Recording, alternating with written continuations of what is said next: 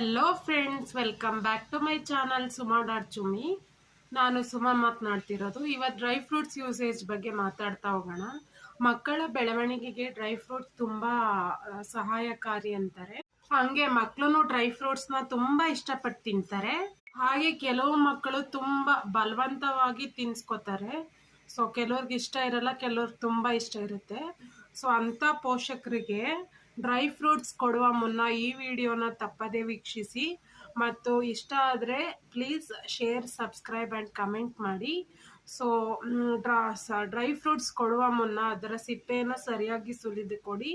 So ಇದೊಂದು ಘಟನೆ ನಡೆದಿದೆ. ಒಂದು ಕೇಸ್ನ ಅಡಿಯಲ್ಲಿ ಮಂಗಳೂರಿನ ಕಾಸರಗೋಡಿನಲ್ಲಿ ಪಿಸ್ತಾ ಬೀಜವನ್ನು ತಿನ್ನಲು ಹೋಗಿ ಪಿಸ್ತಾ ಸಿಪ್ಪೆ ಗಂಟ್ಲಲ್ಲಿ ಸಿಗಾಕೊಂಡು ಮಗು ಸತ್ತಿರುವ ದುರ್ಘಟನೆ ನಡೆದಿದೆ. ಸೊ ಇದು ಮಂಗಳೂರಿನ ಕಾಸರಗೋಡಿನಲ್ಲಿ ನಡೆದಿದೆ. 2.5 ವರ್ಷದ ಅನಾಸ್ ಅನ್ನೋ ಮಗುವಿಗೆ ಸೊ ಪಿಸ್ತಾ ಜೊತೆ ಸಿಪ್ಪೆನೂ ತೆಗೆದುಕೊಂಡು ನುಂಗ್ಬಿಟ್ಟಿದೆ. ಸೊ ಆ ಪಿಸ್ತಾ ಸಿಪ್ಪೆ ಗಂಟ್ಲಿಗೆ ಸಿಗಾಕೊಂಡು ಬ್ರೀತಿಂಗ್ ಪ್ರಾಬ್ಲಮ್ ಆಗಿ ಸೊ ಆ ಮಗು ಉಸಿರುಗಟ್ಟಿ ಸತ್ತೋಗಿದೆ ಅಂತ ಹೇಳಲಾಗ್ತಿದೆ. ಕೇವಲ ಪಿಸ್ತಾ ಮಾತ್ರ ಅಲ್ಲ, ಸೊ ಕಡಲೆಕಾಯಿ ಬೀಜನೂ ಫುಲ್ ರೌಂಡ್ಗಿರೋ ಕಡಲೆಕಾಯಿ ಬೀಜನೂ ಕೊಡಬಾರ್ದು ಅಂತ ಹೇಳಲಾಗ್ತಿದೆ. ಸೊ ಅದರಿಂದನೂ ಮಕ್ಕಳಿಗೆ ಪ್ರಾಬ್ಲಮ್ ಆಗ್ಬೋದು ಅಂತ ಹೇಳಲಾಗ್ತಿದೆ.